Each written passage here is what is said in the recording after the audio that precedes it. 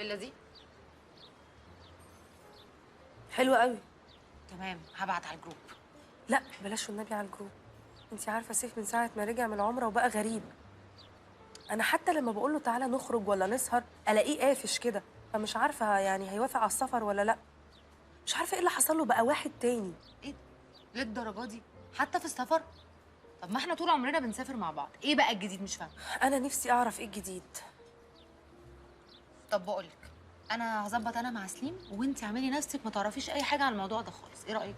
حلوة قوي، اتفقنا. تمام.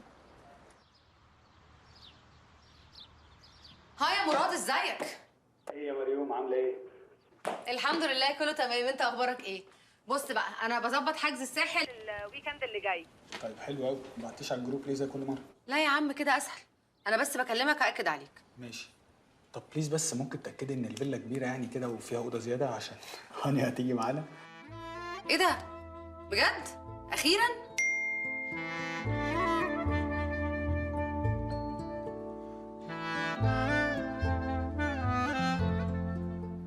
عندها بازار في الساحل فقلت تيجي معانا وبالمره اعرفها عليك. اوه ماشي، خلاص يا مراد انت تؤمر. شكل الموضوع كده داخل في الجد. دي حقيقه، بنت طيبه وبنت ناس، وانا رايح اقابل باباها الاسبوع الجاي. طيب خلاص تمام ماشي، خير ان شاء الله، اشوفكم في الساحل. يلا باي. باي.